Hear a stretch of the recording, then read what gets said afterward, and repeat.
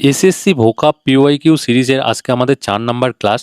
এর আগে আমাদের 3টি ক্লাস এই সিরিজের আপলোড হয়ে গেছে। তো তোমরা যারা সেই ক্লাসগুলো দেখো নাই, এই ভিডিওর ডেসক্রিপশন বক্সে তোমরা কিন্তু লিঙ্ক পেয়ে যাবে, সেখান থেকে কিন্তু তোমরা দেখে নিতে পারবে। তো আজকের ক্লাসে আমরা আলোচনা করব ইডিয়াম অ্যান্ড ফ্রেসেস নিয়ে, যেগুলো হচ্ছে এমটিএস 2024 সালের পরীক্ষায় এসেছিল। এগুলো কিন্তু তোমাদের 2025 সালে যারা এমটিএস পরীক্ষা দেবে তাদের জন্য কিন্তু খুবই গুরুত্বপূর্ণ, কারণ এসএসসির পরীক্ষায় কিন্তু বিভিন্ন জিনিস কিন্তু বারবার কিন্তু রিপিট হয়। অর্থাৎ এসএসসির যে ভোকাবগুলো আসে সেগুলো কিন্তু 60 থেকে 70% কিন্তু রিপিট হওয়া ভোকাবস, ঠিক আছে। তো প্রথমেই যদি আজকের ক্লাসের আমরা ইডিয়মস দেখি, যে অ্যান ওপেন বুক, ঠিক আছে। অ্যান ওপেন বুক জিনিসটার অর্থ কি? A person or thing that is easy to learn about and understand, ঠিক আছে।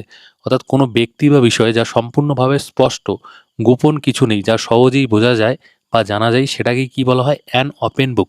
তো এইখানে দেখো, একটা বুক যদি খোলা থাকে তো বইয়ের ভিতরে কি আছে সেটা তো সকলেই দেখতে পারবে না। তো সেই জিনিসটা তো কোনো গোপনীয়তা থাকলো না, সেটা কি একদম স্পষ্ট, সুস্পষ্ট, ঠিক আছে, সহজেই বোঝা যাবে।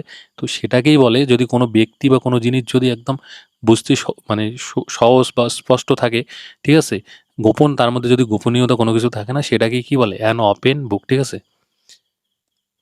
এরপরে যদি দেখো গ্রিন থাম, এই গ্রিন থাম কথাটার অর্থ হচ্ছে being skilled in gardening or good at growing plant, ঠিক আছে। অর্থাৎ যে ব্যক্তি বাগান পরিচর্যায় দক্ষ অথবা গাছপালা, বিভিন্ন ধরনের গাছপালা চাষে দক্ষ, সেই ব্যক্তিকে হচ্ছে গ্রিন থাম বলা হয়, ঠিক আছে। এই যে গ্রিন থাম দেখতে পাচ্ছ, অর্থাৎ যে ব্যক্তির মধ্যে বাগান পরিচর্যা এবং বিভিন্ন ধরনের গাছপালা চাষে দক্ষতা রয়েছে তাকে আমরা গ্রিন থাম বলি, ঠিক আছে। Being skilled in gardening or good at growing plant. এরপরে দেখো ব্রাউড টু লাইট, ব্রাউড টু লাইট হচ্ছে টু ডিসক্লোজ, অর্থাৎ কোনো কিছু জিনিসকে কি প্রকাশ করা বা উন্মোচন করা, যে জিনিসটা এতদিন কোনো কিছুর আড়ালে ছিল বা যে জিনিসটা কোনো কিছুর গোপনীয়তার মধ্যে ছিল, সেই জিনিসটাকে যখন এইটার বাইরে আনা হয় বা প্রকাশ করা হয়, ঠিক আছে, সেটাকে কি বলা হয়? সেটাকেই বলা হয় ব্রাউড টু লাইট, ব্রাউড টু লাইট। এরপরে যদি দেখো at top of your lunch, at top of your lunch কথাটার অর্থ হচ্ছে এক্সট্রিমলি লাউডলি, অত্যন্ত জোরে, মানে খুব জোরে, ঠিক আছে। এটা বিশেষ করে এটার হচ্ছে সাউন্ডের ক্ষেত্রে বোঝায়, যে যখন কোনো কিছু একদম অত্যাধিক জোরে হয় বা অত্যাধিক জোরে যদি কোনো সাউন্ড হয়, সেটাকে বলা হয় at top your lunch, at top of your lunch. এখানে দেখতে পাচ্ছ, এখানে কি আছে? এই যে এগুলো কি পুজো বা কোনো অনুষ্ঠানে এগুলো কি লাগানো হয় না সাউন্ড সিস্টেমের জন্য? তো এইটাই কি, এইটাই হচ্ছে যখন প্রচণ্ড বা খুব জোরে মনে করো শব্দ হয়, সেটাকেই কি বলা হয়? At top of your lunch.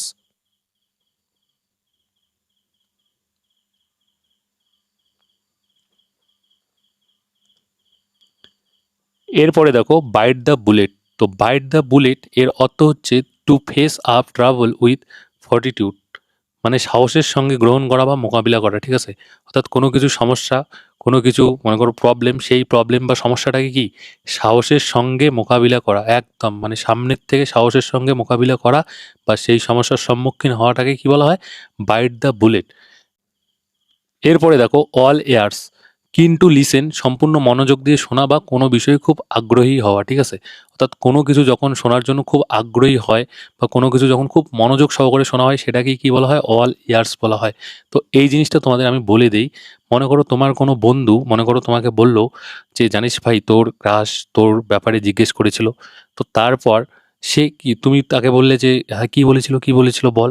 এইবার সে বলা শুরু করলো যে ক্রাশ, মানে ক্রাশ কি বলেছে আমার ব্যাপারে বা বন্ধুকে কি বলেছে, সেটা শোনার জন্য যখন তুমি আগ্রহী হলে, তারপর যখন বন্ধু বলা শুরু করলো গল্প, তারপর তুমি যে অ্যাটেনশনটা দাও এই জিনিসগুলো শোনার জন্য, যে মনোযোগ সহকারে শোনো, ঠিক আছে, বা যে আগ্রহী হও শোনার জন্য, সেটাকেই ওই যে শোনার যে আগ্রহী বা ওই যে এত সুন্দরভাবে মনোযোগ দিয়ে যে শোনো, ওই জিনিসটাকেই বলা হয় অল ইয়ার্স, ঠিক আছে। একদম সম্পূর্ণ মনোযোগ দিয়ে শোনা বা কোনো বিষয়ে খুব আগ্রহী হওয়া, ঠিক আছে। এইখানে দেখতে পাচ্ছ tell me more, I am all ears, ঠিক আছে।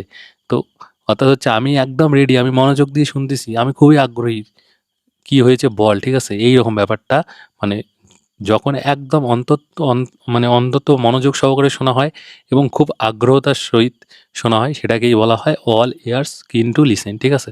তো দেখো তোমাদের একটা জিনিস আমি বলতে চাই, যে তোমরা অনেকেই কি করতেছো, অনেকেই ভিডিও দেখতেছো, ঠিক আছে, ক্লাসগুলো দেখতেছো, কিন্তু কি তোমরা কিন্তু কোনো রকম ফিডব্যাক দিচ্ছ না, তোমাদের ক্লাসগুলো কেমন লাগতেছে, খুব কয়েকজন তোমরা ফিডব্যাক দাও। তো তোমাদের ক্লাসগুলো কেমন লাগতেছে অবশ্যই তোমরা ফিডব্যাক দিবে। ক্লাসগুলো যদি ভালো লাগে অবশ্যই লাইক দিবে, ঠিক আছে? আর তোমাদের মতামত অবশ্যই কমেন্ট করে জানাবে এবং ক্লাসগুলো তোমাদের বন্ধুদের সঙ্গে শেয়ার করবে। দেখো এগুলো কিন্তু আমি অনেক খাটাখাটি করে, আমি তো এখানে কোনো পেইড কোর্স বা আমি কোনো কোর্স এখানে নিজের কোর্স বিক্রি করতে আসি নাই। আমি আমি এখানে মানে যে ক্লাসগুলো করাচ্ছি আমি চাচ্ছি যে যে বাংলার যে ছেলেমেয়েগুলো আছে যাদের একটু মানে এই আমাদের কি বাংলার বলতে যারা আমরা বাংলার বেশিরভাগ ছাত্রের কিন্তু ইংলিশ সমস্যা, তো আমি চাই না যে সেই ছাত্রগুলোর এই সমস্যাটা থাকুক, যে এই জিনিসগুলো যে এত সহজভাবে এভাবে শেখা যায় আমি চাই এটা সবাই জানুক, ঠিক আছে? এটা সবার মধ্যে ছড়িয়ে যাক, তো আমি এটাই চাই, ঠিক আছে? তো আমি তো এখানে কোনো কোর্স বিক্রি করতেছি না বা তোমাদের কোনো কোথাও আমি বলতেছি না যে সাবস্ক্রিপশন নাও বা এইটা ওইটা করো, ঠিক আছে? তো তোমরা জাস্ট একটু কি করবে, একটু জাস্ট ভিডিওগুলোকে যদি ভালো লাগে অবশ্যই লাইক করবে, ক্লাসগুলোকে লাইক করবে, কমেন্ট করবে, বন্ধুদের সঙ্গে শেয়ার করবে, এতটুকুই ব্যাস। আর আর একটু তোমাদের যদি কমেন্ট টমেন্ট আমি দেখি তাহলে একটু নিজে মোটিভেট হই, ঠিক আছে? উৎসাহ পাই পরের ক্লাস বানানোর জন্য এবং এই ধরনের বিভিন্ন ধরনের ভাবনা চিন্তা, ঠিক আছে? যে কীভাবে জিনিসটা বললে বা কীভাবে ছবি কোন ছবি যোগ করলে অ্যাড করলে তোমরা সহজেই বুঝবে। তো এইটাই মানে উৎসাহ পাই, ঠিক আছে? তো প্লিজ যদি তোমাদের ক্লাসগুলো ভালো লাগে প্লিজ তোমরা মানে একটা লাইক করে দিও, আর তোমাদের কেমন লাগতেছে অবশ্যই সেটা কমেন্ট করে জানাবে। আর চ্যানেলে নতুন হলে বা চ্যানেলটা যদি সাবস্ক্রাইব করা না থাকে প্লিজ তোমরা সাবস্ক্রাইব করে দিও এবং পাশের বেল আইকনটাকে প্রেস করে দিও এই সিরিজের পরবর্তী ক্লাসগুলো দেখার জন্য। শুধু এই সিরিজ কেন, এই চ্যানেলে কিন্তু আরও অনেক গুরুত্বপূর্ণ একদম তোমাদের ক্লাস আমি ফ্রিতে প্রোভাইড করে দেবো এবং পিডিএফও প্রোভাইড করে দেবো। কোনো রকম কিন্তু কোনো টাকা পয়সা লাগবে না, কোনো কিছুই লাগবে না। যেগুলো হচ্ছে অনেক অনেক বড় বড় মানে জায়গায় অনেক বড় বড় চ্যানেলে কি করে, সে যেই জিনিসগুলো কি টাকা দিয়ে বিক্রি করে সেই জিনিসগুলোই আমি তোমাদের ফ্রিতে প্রোভাইড করব, ঠিক আছে?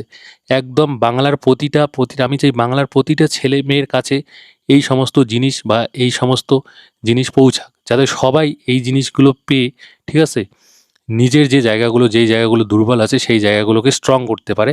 তো প্লিজ ভিডিওগুলোকে একটু শেয়ার করবে, ঠিক আছে? তোমাদের যে বন্ধু-বান্ধবের গ্রুপ আছে সেখানে শেয়ার করে দিও। তো চলো এরপরে আমরা দেখি। আর হ্যাঁ, অনেকেই কিন্তু ভিডিও দেখতেছো সাবস্ক্রাইব করতেছো না। আমি যখন ভিডিওর মানে অ্যানালাইসিস করি বা ওই ওয়াইটি স্টুডিওতে দেখি তখন কিন্তু বোঝা যায় ওইখান থেকে, ঠিক আছে? তো যারা এমনি ভিডিও দেখতেছো কোনো রকম সাবস্ক্রাইব করতেছো না তো প্লিজ তোমাদের বলবো সাবস্ক্রাইব করে দিও। তো চলো অনেক কিছু বলে ফেললাম, সরি গাইস। এরপর হচ্ছে দেখো এই রিড বিটুইন দ্য লাইন্স, ঠিক আছে? রিড বিটুইন দ্য লাইন্স, তো এই কথাটার অর্থ হচ্ছে to read with an ability to infer the meaning, ঠিক আছে? এটার বাংলা মানে যদি আমি তোমাদের বলি তো এইটার বাংলা মানে হচ্ছে অন্তর্নিহিত অর্থ বোঝা বা তাৎপর্য বোঝা, ঠিক আছে? অর্থাৎ কোনো একটা জিনিস আছে বা কোনো একটা লেখা আছে, ঠিক আছে? কোনো একটা লেখা বা কোনো কিছু জিনিস সেটা হইতে পারে কোনো জিনিস লেখাই যে হবে এমন কোনো ব্যাপার না, ঠিক আছে? বা কথাও হতে পারে, ঠিক আছে? তার মধ্যে যে কোনো অর্থ, ঠিক আছে? ভিতরে যে একটা অর্থ থাকে, ঠিক আছে? অন্তর্নিহিত মানে ভিতরে এই কোনো একটা জিনিসের মধ্যে ভিতরে যে একটা অর্থ থাকে, ঠিক আছে? যেটা কি তোমাকে মানে পড়ে বুঝতে হবে বা সেই জিনিসটাকে থেকে তোমাকে বুঝতে হবে যে এই জিনিসটা কি বলতে চাচ্ছে বা কি বোঝাতে চাচ্ছে, ঠিক আছে? ভিতরে একটা তাৎপর্য থাকে, সমস্ত জিনিসের ভিতরে একটা তাৎপর্য থাকে বা অন্তর্নিহিত অর্থ থাকে, ঠিক আছে? তো সেইটাকেই আমরা কি বলি, সেইটাকেই বলি রিড বিটুইন দ্য লাইন্স, ঠিক আছে? তোমাকে কোনো লেখা পড়তে হবে এবং পড়ার পরে যেভাবে তুমি বুঝবে যে এই জিনিসটার ভিতরে কি আছে, অন্তর্নিহিত অর্থ কি আছে বা জিনিসটার মধ্যে কি তাৎপর্য আছে, সেটাকেই কি বলা হয় রিড বিটুইন দ্য লাইন্স, ঠিক আছে? The read with an ability to infer the meaning, ঠিক আছে? অনেক কিছু কিন্তু আমাদের কি গল্প থাকে, কবিতা থাকে, তো সেই গল্প কবিতার মধ্যে একটা কি থাকে, অন্তর্নিহিত অর্থ থাকে বা তাৎপর্য থাকে, ঠিক আছে? বাইরে হয়তো অনেক মানে আলাদা কথা বলতেছে, ঠিক আছে? কিন্তু ভিতরে যে অন্তর্নিহিত অর্থ সেটা কিন্তু আলাদা কথা বলতেছে। তো সেটাকেই বলে হচ্ছে রিড বিটুইন দ্য লাইন্স, ঠিক আছে? এইবার দেখো এরপরেরটা আউট অফ হ্যান্ড, ঠিক আছে? তো আউট অফ হ্যান্ড এইটা তোমরা আশা করি সকলেই জানো। টু বি আনকন্ট্রোলেবল মানে হচ্ছে দেখো এই যে মনে করো আমি তোমাদের ব্যাপারটা বোঝাই।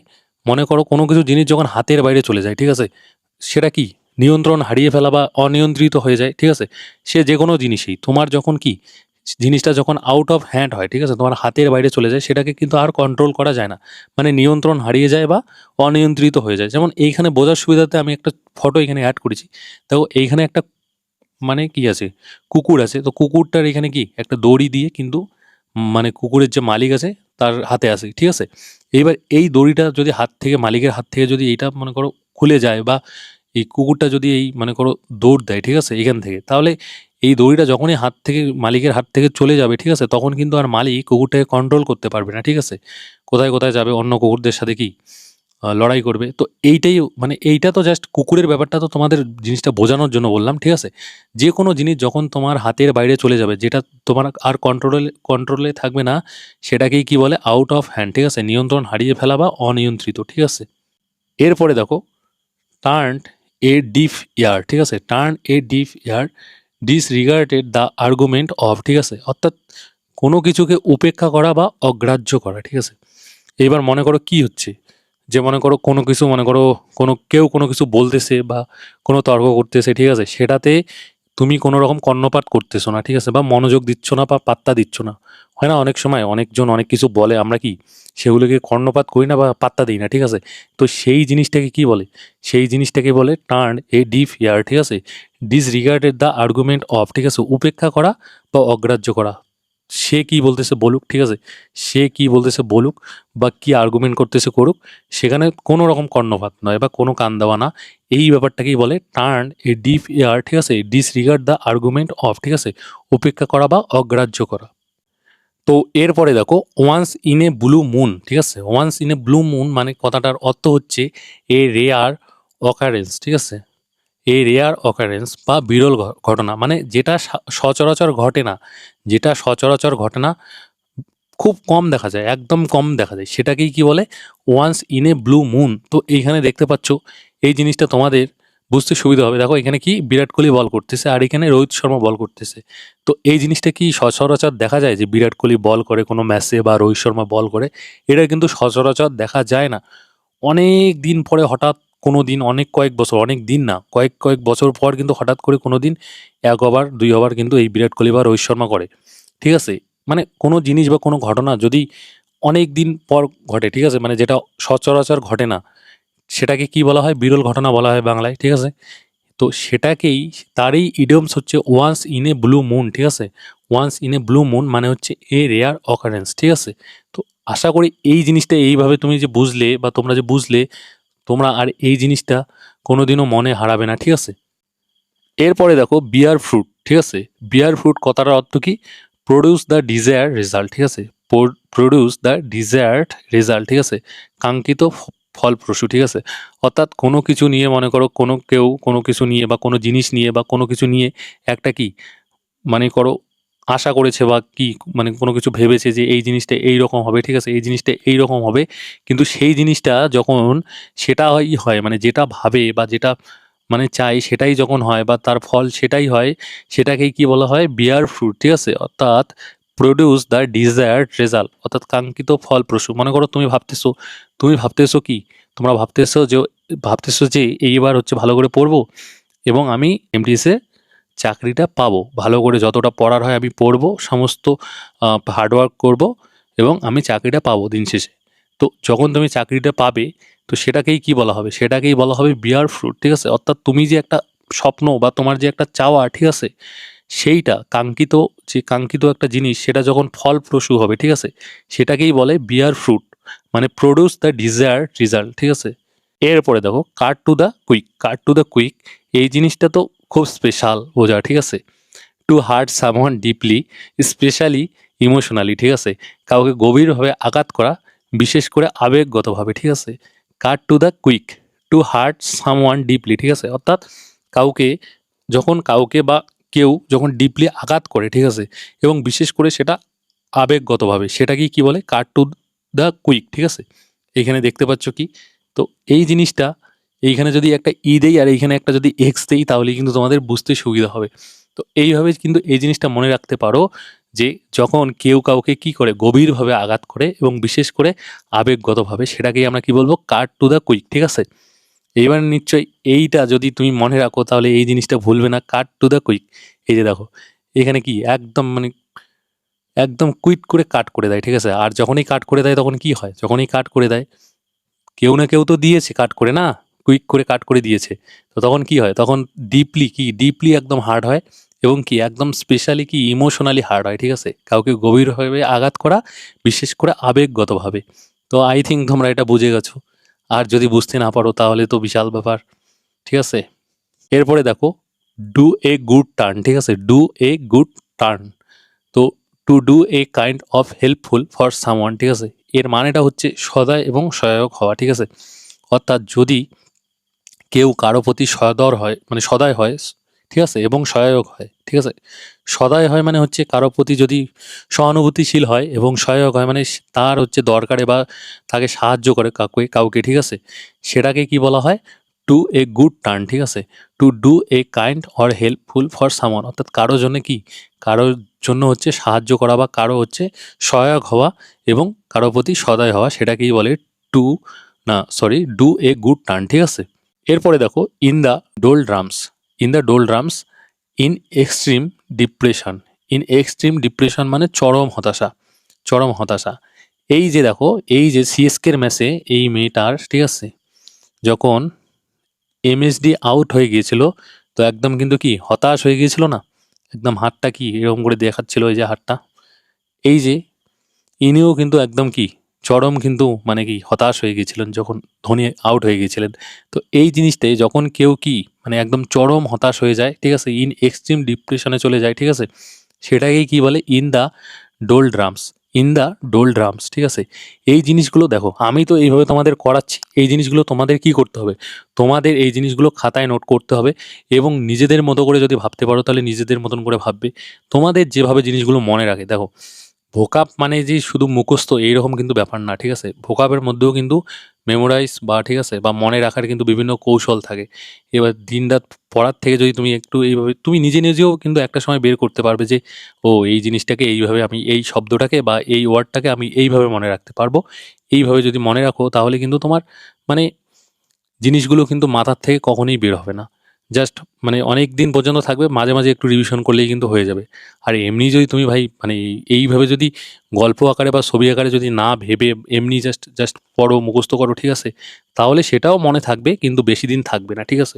কিন্তু একবার এই জিনিসগুলো এইভাবে স্টোরির সাথে, ঠিক আছে, বিভিন্ন গল্পের সাথে, বিভিন্ন ছবির সাথে যদি তুমি রিলেট করে, ঠিক আছে, আমি বলছি না যে আমার আমার আমি যেগুলো অ্যাড করছি সেগুলোই তোমাকে ভাবতে হবে, তুমি তোমার মতো করে ভাবতে পারো। সে শুধু ইডিয়মস অ্যান্ড ফ্রেসেই না, সে তুমি সিনোনিম বলো, অ্যান্টোনিম বলো, বিভিন্ন ওয়ার্ড বলো, ঠিক আছে, ওয়ান ওয়ার্ড সাবস্টিটিউশনে বলো, সমস্ত জায়গায় তুমি কিন্তু এইভাবে যদি করো, ঠিক আছে, নিজের মতো জিনিসগুলোকে যদি মানে কল্পনা করো, ঠিক আছে, বা ইমাজিন করে যদি এইভাবে মনে রাখার চেষ্টা করো, তাহলে কিন্তু জিনিসগুলো খুব সহজেই মনে থাকবে এবং মন থেকে এগুলো কিন্তু হারাবে না। তো চলো, আর হ্যাঁ, আমি আবার বলছি, জিনিসগুলোকে পারলে কিন্তু নোট করবে। আমি তো পিডিএফ দেই টেলিগ্রাম চ্যানেলে, তোমরা যারা টেলিগ্রাম চ্যানেলে জয়েন হও নাই, তোমরা টেলিগ্রাম চ্যানেলে জয়েন হয়ে যাবে। আমি সেখানে তোমাদের পিডিএফ প্রোভাইড করে দিই, ঠিক আছে। তো সেখান দিয়ে এই পিডিএফ দেখেও তোমরা কিন্তু নোট করতে পারবে। আর আমি তোমাদের বলছি যে আমি যখন এই তোমাদের সমস্ত সমস্ত আমি তো আপাতত কি এমটিএস 2024-এর করাচ্ছি, তো এমটিএস 2024-এর সমস্ত শেষ করব। ইডিয়মস ফ্রেজ শেষ হলে আমি ওয়ান ওয়ার্ড সাবস্টিটিউশন যেগুলো আছে সেগুলো করাবো। তারপরে অ্যান্টোনিম সিনোনিম করাবো, ঠিক আছে। তারপরে কি করব, তারপরে সিএইচএসএল করাবো, সিএইচএসএল এর 2024, ঠিক আছে। সিজিএল এর তো শুরু করেছি, সিজিএল এরটা শেষ করতে হবে, সিজিএল 2024টা শেষ করতে হবে, যত ভোকাবস আছে এইরকম করে এমটিএস সিএইচএসএল সিজিএল, তারপরে ঠিক আছে, তারপরে 2023 সালের, তারপরে 2022 সালের, এরকম করে 2021 সালের। আর সিপিওর মানে সিপিওরও আছে, ঠিক আছে, সিপিওর খুব বেশি কিন্তু ফোকাস নেই সিপিওর পরীক্ষায়। আর এগুলোর মধ্যেই তো বাড়বে, অনেক জিনিস রিপিট হয়, তো রিপিটগুলোকে তো নেই না, ঠিক আছে। যেমন একই জিনিস অনেক পরীক্ষাতে আসে, ঠিক আছে, এমটিএস পরীক্ষাতেও আসে, সিএইচএসএল পরীক্ষাতেও আসে, সিজিএল পরীক্ষাতেও আসে, সিপিও পরীক্ষাতেও আসে। তো যেগুলো রিপিট হয় সেগুলোকে তো নিবই না। তো এইভাবেই আর কি, প্রথমে এমটিএস করাবো, ঠিক আছে, সিজিএল এর করাবো, ঠিক আছে, সিএইচএল করাবো 24-এর আগে করাবো, তারপরে 23-এর, তারপরে 22-এর, তারপরে 2021, তারপরে 2020। এইভাবেই কিন্তু আমরা কমপ্লিট করব। আর যখন কমপ্লিট হবে সমস্তগুলো কিন্তু তোমাদের আমি একদম কিন্তু প্রিন্টেবল ফরম্যাটে দিয়ে দেবো, অর্থাৎ এইভাবে কিন্তু এইরকম স্লাইডে থাকবে না। এখন তো তোমরা হচ্ছে টেলিগ্রামে যে পিডিএফগুলো পাচ্ছ এগুলো কিন্তু হচ্ছে কি প্রিন্টেবল কিন্তু না, মানে এগুলো কিন্তু প্রিন্ট করতে পারবে না। এগুলো প্রিন্ট করলে অনেক অনেক অনেক খরচ হবে, এগুলো প্রিন্ট করতে পারবে না। তো তখন কি হবে, এক একটা পেজে, ঠিক আছে, এক একটা পেজে এই মোটামুটি ধরো তোমাদের 100টার মতো বা 50, যদি মনে করো বড় কিছু লিখতে হয় বা সেই ব্যাপারে যদি ব্যাখ্যা থাকে, ঠিক আছে, তাহলে 50টা থাকবে একটা পেজে, A4 সাইজ পেজে। আর যদি মনে করো সেরকম থাকে না, শুধু নর্মাল ওয়ার্ড থাকে, তাহলে তো একটা পেজেই 100। মোটামুটি ওই 20টা পাতার মতো হবে, ঠিক আছে? A4 সাইজে 20টা পাতার মতো তোমাদের এই মনে করো এই সিরিজ শেষ হওয়ার পরে আমি দিয়ে দেবো। তোমরা সেখান থেকে কিন্তু সেখান থেকে কিন্তু ওই প্রিন্ট করে কিন্তু বারবার পড়তে পারবে, এবং সেগুলোকে কিন্তু আমি ভালো করে সাজাবো, ঠিক আছে? ভালো করে যেভাবে সাজানো যায় সেভাবেই করব। তো আপাতত এখান থেকে তোমরা নিজেরাই নোট করো, ঠিক আছে? আর নিজের নোটের মতো কিন্তু কোনো কিছুই হতে পারে না। এরপরে দেখো ইন কোল্ড ব্লাড, ঠিক আছে? ইন কোল্ড ব্লাড এর মানে হচ্ছে without any emotion or remorse. Without any emotion or remorse মানে হচ্ছে ইচ্ছাকৃতভাবে, নির্মম এবং অনুভূতিহীনভাবে। অর্থাৎ কোনো কিছু অন্যায় যখন ইচ্ছাকৃতভাবে করা হয় বা কোনো কিছু অন্যায়ভাবে করা হয় এবং নির্মমভাবে করা হয় এবং অনুভূতিহীনভাবে, ঠিক আছে? মানে কোনো আবেগ নাই। যেখানে কোনো কিছু একটা অন্যায় করতেছে, সে জানে যে অন্যায় করতেছে, ঠিক আছে? সে জানে ইচ্ছাকৃতভাবে করতেছে, কিন্তু সেখানে কোনো অনুভূতি তার কাজ করতেছে না, কোনো সহানুভূতি কাজ করতেছে না, সে জেনে বুঝে অন্যায় করতেছে, ঠিক আছে? তো সেটাকেই কি বলা হয়? ইন কোল্ড ব্লাড, ঠিক আছে? Without any emotion or remorse, ঠিক আছে? কোনো রকম অনুভূতি বা আবেগ ছাড়াই, ঠিক আছে? একদম নির্মমভাবে কিন্তু ইচ্ছাকৃতভাবে কিন্তু করা হয়, সেটাকেই বলা হয় ইন কোল্ড ব্লাড। এরপরে দেখো হেট ইন দ্য ক্লাউডস।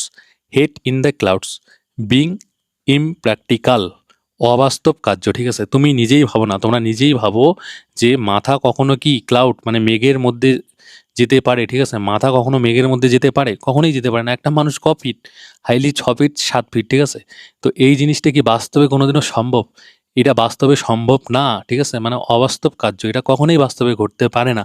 তো এইটাই, যখন কোনো কিছু জিনিস মানে প্র্যাকটিক্যালি সম্ভব না, কোনো কিছু জিনিস প্র্যাকটিক্যালি সম্ভব না, বাস্তবে কোনোদিনও সম্ভব না, সেটাকেই বলে head in the clouds. Head in the clouds, ঠিক আছে? এরপরে দেখো let the cat out of the bag, ঠিক আছে? মানে বিড়ালকে কি ব্যাগের বাইরে বের করা, ঠিক আছে? টু রিভিল এ সিক্রেট মানে হচ্ছে কোনো কিছু সিক্রেট বা কোনো কিছু গোপন জিনিসকে কি রিভিল করা বা প্রকাশ করা, ঠিক আছে? সেটাকেই কি বলে? Let the cat out of the bag, ঠিক আছে? মনে করো এখানে ছবিটা দেখো, এইখানে ছবিটাতে কি দেখতে পাচ্ছ? বিড়ালটা কি এইখানে ছবিটা, এটা তো কথার কথা, ঠিক আছে? আর ছবিটাও তো জাস্ট তোমাদের বোঝানোর জন্য অ্যাড করা হয়েছে। ব্যাপারটা বিড়ালের না, ব্যাপারটা হচ্ছে যখন কোনো কিছু এরকম জিনিস বা কোনো কিছু কথা বা কোনো কিছু তত্ত্ব বা যে কোনো জিনিস যেটা আড়ালে ছিল এতদিন, ঠিক আছে? আড়ালে ছিল বা কেউ জানতো না, সেই জিনিসটাকে যখন সেই আড়াল জায়গা থেকে কি বের করা হয় বা সেটাকে প্রকাশ করা হয়, সেটাকেই কি বলা হয়? সেটাকেই বলা হয় let the cat out of the bag two reveal a secret, ঠিক আছে? অর্থাৎ গোপন কোনো কিছুকে প্রকাশ করা। এরপরে দেখো কুক অফ দ্য ওয়াক, ঠিক আছে? A dominating person in a group, ঠিক আছে? অর্থাৎ কোনো গ্রুপ বা কোনো দলের মধ্যে যখন একজন ব্যক্তি, প্রভাবশালী ব্যক্তি থাকে, মনে করো এটা একটা গ্রুপ, ঠিক আছে? এখানে অনেক ব্যক্তি আছে বা অনেক মানুষ আছে, তার মধ্যে মনে করো একজন ব্যক্তি আছে কি, সে হচ্ছে এই পুরো গ্রুপটাকে কি করে? ডোমিনেট করে। সে হচ্ছে পুরো গ্রুপটার মধ্যে কি প্রভাবশালী। তো সেই ক্ষেত্রে সেই যে ব্যক্তিটাকে আমরা কি বলবো? সেই ব্যক্তিটাকে বলবো আমরা, ঠিক আছে, কুক অফ দ্য ওয়াক, ঠিক আছে? কুক অফ দ্য ওয়াক মানে a dominating person in a group মানে একটি দলের মধ্যে একজন প্রভাবশালী ব্যক্তি। এরপরে দেখো কাট টু দ্য শেষ মানে to stop wasting time and focus on the most crucial part, ঠিক আছে? মানে সময় নষ্ট না করে সবচেয়ে গুরুত্বপূর্ণ যে কাজ বা যে মনে করো গুরুত্বপূর্ণ যে জিনিস, সেখানে কি মনোনিবেশ করা, মানে একদম মন লাগিয়ে সেই জিনিসটা করা, সেটাকেই কি বলা হয়? সেটাকেই বলা হয় কাট টু দ্য চেস, ঠিক আছে? মানে যে খারাপ সময়, মনে করো খারাপ সময় না, মনে করো সময়কে অপচয় না করে বা নষ্ট না করে সেই সময়টাই কি, সেই সময়টাই হচ্ছে যে সব থেকে যে জিনিসটা গুরুত্বপূর্ণ বা যে কাজটা গুরুত্বপূর্ণ, সেই কাজে একদম সম্পূর্ণ কি ধ্যান এবং মনোনিবেশ করা, সেটাই হচ্ছে কি, সেটাই হচ্ছে cut to the chase, cut to the শেষ। এবার এইখানে দেখতে পাচ্ছ ছবিটা, এই যে তোমরা এখন যেমন মনে করো অনেকেই আগে কি করতে, অনেক কিছু করতে, ঠিক আছে? অনেকেই গেম খেলতে, বিভিন্ন খেলতে, অনেকেই আড্ডা টাড্ডা মারতে, ঠিক আছে, ঘুরতে যেতে, যেটা দরকার না তা মানে সেখানেও কি সময় নষ্ট করতে, তাই না? আড্ডা মারতে, মানে মানে অকারণে আড্ডা মারতে। তো সেই জিনিসটা যখন থেকেই মনে হলো যে না, এখন হচ্ছে এমটিএস এর নোটিফিকেশন বের হয়ে গেছে, তো এই এতদিন পর পরীক্ষা হবে, তো এখন থেকে ভালো করে পড়তে হবে, সময় নষ্ট আর করা যাবে না, ঠিক আছে? এখন থেকে পড়াটাতেই ভালো করে মন দিতে হবে, মনোনিবেশ করতে হবে। তো এই জিনিসটাকেই বলা হয় cut to the chase, cut to the chase. এরপরে দেখো লুক শার্প। লুক শার্প মানে হচ্ছে কি to be alert and attentive. To be alert and attentive মানে হচ্ছে সতর্ক এবং মনোযোগী থাকা। অর্থাৎ কোনো কিছু সম্পর্কে সতর্ক এবং মনোযোগী থাকাকে কি বলে? লুক শার্প, ঠিক আছে? এরপরে দেখো আউট অফ স্পিরিট, ঠিক আছে। আউট অফ স্পিরিট কথাটার অর্থ হচ্ছে feeling down, sad or depress, ঠিক আছে। মানে একসাথে বিভিন্ন অনেক হতাশ, দুঃখিত অথবা বিষণ্ণ, একসাথে বিভিন্ন ধরনের মনে করো ইসে তুমি কি একদম ডাউন ফিল করতেছো, স্যাড ফিল করতেছো এবং ডিপ্রেসড হয়ে আসো। এই যে সিচুয়েশনটা একদম হতাশ, দুঃখিত এবং বিষণ্ণ, সেই জিনিসটাকে কি বলা হয়? আউট অফ স্পিরিট, ঠিক আছে। এই জিনিসটা দেখো, এই রাজপাল যাদবের যে এই সিনটা তোমরা দেখলেই বুঝতে পারবে, একদম রাজপাল যাদবের যে অবস্থাটা, ঠিক আছে, একদম রাজপাল যাদবের একদম রাগও উঠতেছিল, ঠিক আছে, একদম মানে কষ্টও পাচ্ছিল, একদম মানে হতাশ হয়ে গেছিল। তো এই যে জিনিসটা বা এই ধরনের যে মুমেন্টটা, ঠিক আছে, এইটাকেই বলা হয় যে এই যে অনুভূতিটা বা এই যে মনে করো ফিলিংটা, এটাকেই কি বলা হয়? আউট অফ স্পিরিট, ঠিক আছে, আউট অফ স্পিরিট। এরপরে দেখো a fish out of water, ঠিক আছে, out of a place and uncomfortable, ঠিক আছে। দেখো একটা মাছ কোথায় থাকার কথা? একটা মাছ থাকার কথা জলে। তো সেই জলের মাছ যখন ডাঙায় চলে আসে, ঠিক আছে, বা স্থলে চলে আসে, তো মাছটার কি অবস্থা হয়? মাছটার তো খুব বাজে অবস্থা হয়, একদম ছটপট করতে থাকে না, একদম পুরাই হচ্ছে কি অস্বস্তিকর বা একদম যন্ত্রণাদায়ক একটা পরিস্থিতিতে কিন্তু মাছটা পড়ে যায়। কারণ মাছের তো এই স্থলে বা মাটিতে থাকার কথা না, মাছের থাকার কথা কোথায়? জলে। তো সেই মাছ যখন তার যে জায়গায় থাকার কথা সেই জায়গা থেকে অন্য জায়গায় চলে আসে, সেটাকেই কি বলা হয়? A fish out of water, out of a place, out of place and uncomfortable, ঠিক আছে, অস্বস্তিকর বা স্থানচ্যুত, ঠিক আছে, অস্বস্তিকর বা স্থানচ্যুত, বা যা তাদের স্বাভাবিক পরিবেশ বা পরিস্থিতি নয়। অর্থাৎ কোনো কিছু জিনিস বা কোনো কিছু যখন সেটা অস্বস্তিকর কি একটা অবস্থায় থাকে এবং তার যেটা স্বাভাবিক স্থান, ঠিক আছে, যেখানে তার থাকার কথা, সেই জায়গায় না থেকে যখন একটা অস্বাভাবিক পরিবেশে থাকে, সেটাকেই কি বলা হয়? A fish out of water, a fish out of water. এরপরে দেখো রেস্ট অন ইউর লরেলস, মানে হচ্ছে two rely on past achievements and stop improve or work hard, ঠিক আছে। মানে অতীতে যা অর্জন করা হয়েছে তার উপর নির্ভর করে থাকা। মানে মনে করো কেউ একটা জিনিস অনেক দিন আগেই সে একটা কোনো কিছু অ্যাচিভ করেছে, ঠিক আছে, তো সেই জিনিসটা নিয়েই সে পড়ে আছে যে আমি এটা করেছি, ঠিক আছে, আমি তো এত সালে এইটা করেছিলাম বা এইটা করেছি, ঠিক আছে, সেই জিনিসটাই নিয়ে পড়ে পড়ে আসে এবং সেটা আর ও ভাবতেছে না যে সে ওই জিনিসটা তখন করেছে, সে যদি এখন চেষ্টা করে, ঠিক আছে, তার থেকে বেশি কিছু করতে পারবে এবং কি তার জন্য তাকে কি পরিশ্রম করা দরকার। তো সেই জিনিসটা যখন কেউ না করে, ঠিক আছে, সেই জিনিসটা না করে, তো সেটাকে কি বলা হয়? Rest on your laurels. এবার দেখো sweep it under the rug, ঠিক আছে, sweep it under the rug, to hide or ignore a problem or issue instead of addressing it, ঠিক আছে, অর্থাৎ কোনো সমস্যা সমাধানের পরিবর্তে তা লুকিয়ে বা উপেক্ষা করা, ঠিক আছে। দেখো এইখানে কি, এখানে ক্লাস নিচ্ছে। এবার দেখো আমি একটা জিনিস বলবো, এই জিনিসটা তোমরা সবাই রিলেট করতে পারবে। দেখো অনেক সময় কি হতো, আমরা যখন স্কুলে পড়তাম, অনেক সময় ক্লাসে আমাদের মাস্টার বা ম্যাম বলতো যে কিরে বুঝছিস, ব্যাপারটা বুঝতে পেরেছিস বা তোমরা বুঝতে পেরেছো? তো অনেক সময় আমরা কিন্তু বুঝতাম না জিনিসটা, কিন্তু আমরা বুঝতাম না স্যার বা ম্যাম কি পড়ালো বা কি বোঝালো, আমরা কিন্তু বুঝতাম না। কিন্তু তারপরে যখন ম্যাম বা স্যার জিজ্ঞেস করে আমরা কি বলে দিই? হ্যাঁ ম্যাম বা হ্যাঁ স্যার, আমরা বুঝে গেছি, ঠিক আছে। এইদিকে কিন্তু আমরা বুঝলাম না, এইদিকে যখন ম্যাম বা স্যার জিজ্ঞেস করলো আমরা বলে দিলাম হ্যাঁ স্যার বা হ্যাঁ ম্যাম আমরা বুঝে গেছি। তো আমরা যে বুঝি নাই সেটা কিন্তু ম্যামকে বললাম না বা স্যারকে বললাম না যে স্যার আমরা ব্যাপারটা বুঝি নাই, আমাদের আরেকবার বোঝান। আমার যে সমস্যা, এই সমস্যাটা কিন্তু আমি সমাধানের চেষ্টা করলাম না, পরিবর্তে আমি কি সেটা লুকানো বা উপেক্ষা করার চেষ্টা করলাম, ঠিক আছে। আমি বললাম এইদিকে আমি বুঝি নাই, বললে হয়তো সেই জিনিসটা বুঝিয়ে দিত, কিন্তু আমি বললাম যে হ্যাঁ বুঝে গেছি। তো আমার সমস্যা কি, আমি সমাধান না করে আমি তার পরিবর্তে কি লুকানো বা উপেক্ষা করার চেষ্টা করলাম বা করলাম, ঠিক আছে। সেটাকে কি বলে? Sweep it under the rug. এরপরে দেখো sit on the fence, sit on the fence. তো এই জিনিসটার মানে কি? এই জিনিসটার মানে হচ্ছে to remain neutral and not take side in an argument or dispute, ঠিক আছে। মানে হচ্ছে নিরপেক্ষ থাকা এবং কোনো তর্ক বা বিবাদে পক্ষ না নেওয়া, ঠিক আছে। মানে কোথাও কোনো আর্গুমেন্ট হচ্ছে বা কোনো ডিসপিউট হচ্ছে, ঠিক আছে, তর্ক হচ্ছে, বিতর্ক হচ্ছে, সেখানে তুমি কোনো রকম কারো পক্ষ নিলে না, ঠিক আছে, কোনো পক্ষপাতিত্ব করলে না। মনে করো অনেক গ্রুপ আছে, মানে দুটো গ্রুপও হতে পারে, A B group, A B গ্রুপের মধ্যে কোনো মনে করো ডিবেট হচ্ছে, তুমি মাঝখানে একদম না একেই সাপোর্ট করতেছো না বিকে সাপোর্ট করতেছো, একদম তুমি মাঝখানে আসো, তুমি জাস্ট দেখতেছো, ঠিক আছে। তো এই যে জিনিসটা, এই ফটোটা, এইটা তো একদম একদম এই ফটোটা তোমরা সবাই দেখে থাকবে আশা করি, ঠিক আছে। এইখানে দেখো মাঠে সবাই কি করতেছে, যে যার মতো আর্গু করতেছে ধরো, ঠিক আছে, বা আহ, খেলা খেলতেছে বা কোনো কিছু করতেছে, ডিসপিউট করতেছে, আর্গুমেন্ট করতেছে। কিন্তু এই যে ব্যক্তি, এই ব্যক্তি কি একদম চুপচাপ কিন্তু শুয়ে দেখতেছে, কিন্তু কারো কোনো পক্ষ নিচ্ছে না বা নিজে কোনো ওই তর্ক বা বিবাদে কিন্তু জড়াচ্ছে না। তো এই জিনিসটাকে কি বলা হয়? সিট অন দ্য ফেন্স, ঠিক আছে? অর্থাৎ কোনো জিনিস যখন তুমি কোনো তর্ক বা বিতর্কে না জড়িয়ে নিউট্রাল থাকবে, ঠিক আছে? বা তুমি তোমার মতো করে থাকবে, সেটাকেই বলে seat on the fence. Sit on the fence, ঠিক আছে? আশা করি তোমরা বুঝে গেছো।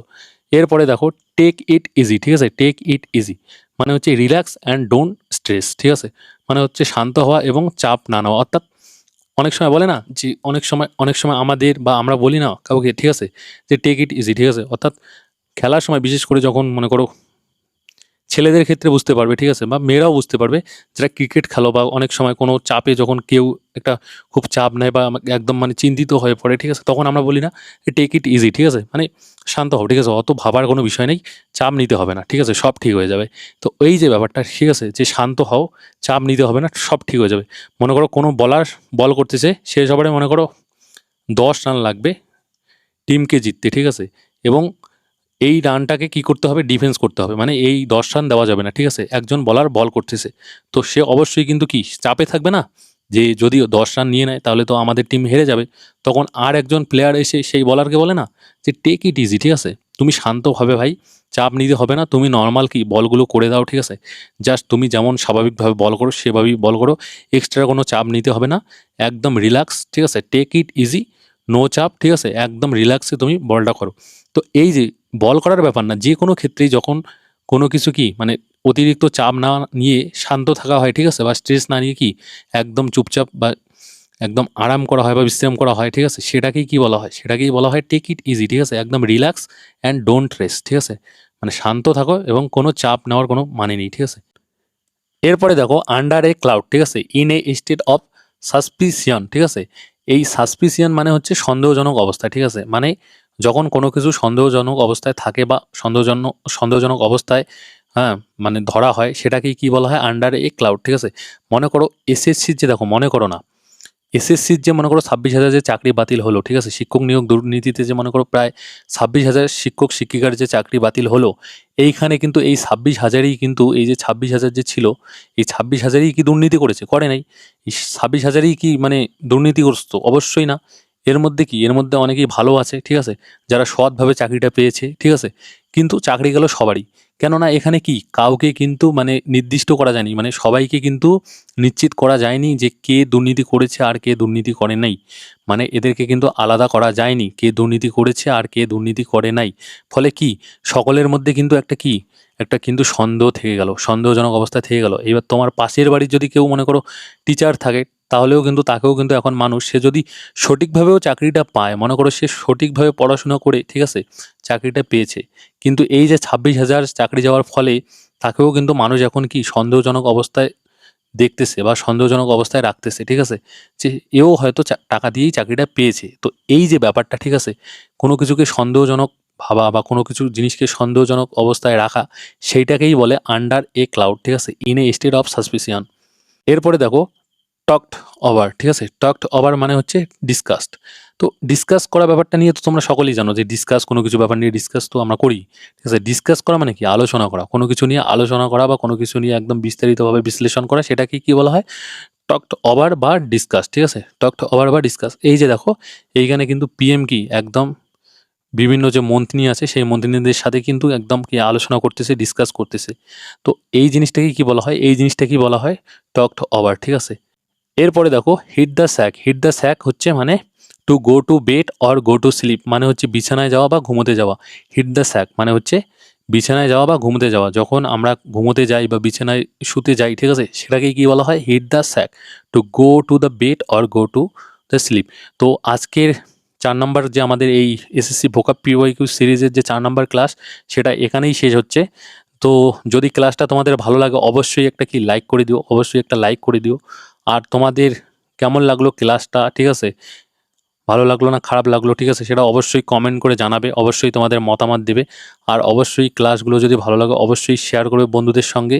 অবশ্যই তোমাদের বিভিন্ন যে গ্রুপ আছে যারা হচ্ছে এমডিএসের জন্য খাটতেছে, ঠিক আছে, তাদেরকে দিয়ে দাও ভিডিও শেয়ার করে, তারাও দেখুক। আর এই ক্লাসগুলো আমি কি বলবো, আমি বলবো যে একটা ক্লাস বা দুটো ক্লাস করে লাভ নেই, এই সিরিজের সম্পূর্ণ ক্লাসগুলোকে কিন্তু তোমাদের করতে হবে। তাহলেই কিন্তু দেখবে যে তোমাদের ভোকাবুলারি এইভাবেই কিন্তু অনেকটা স্ট্রং হয়ে যাবে, ঠিক আছে? অনেক কিছু জিনিস কিন্তু এইভাবে তুমি মনেও রাখতে পারবে। এগুলো অনেক কিছু জিনিস যে এইভাবে যে শিখতেছো, এইভাবে যে বুঝতেছো, ঠিক আছে, এগুলো রিভিশন না করলেও কিন্তু মনে থেকে যাবে। তো যারা চ্যানেলে নতুন, এখনও চ্যানেলটিকে সাবস্ক্রাইব করোনি, তাদের কাছে রিকোয়েস্ট করবো চ্যানেলটিকে সাবস্ক্রাইব করার জন্য, ঠিক আছে? সাবস্ক্রাইব করবে এবং পাশের বেল আইকনটাকে প্রেস করে রাখবে, তাহলে পরবর্তী যখনই ভিডিও আপলোড হবে তোমাদের কাছে কিন্তু নোটিফিকেশন পৌঁছে যাবে পরবর্তী ক্লাসের। তো প্লিজ গাইস ডু সাবস্ক্রাইব। আর হচ্ছে ভিডিওটা ভালো লাগলে অবশ্যই লাইক করো, কমেন্ট করো, শেয়ার করো। আর দেখা হচ্ছে নেক্সট ক্লাসে। এই ক্লাসটা শেষ পর্যন্ত দেখার জন্য থ্যাংক ইউ।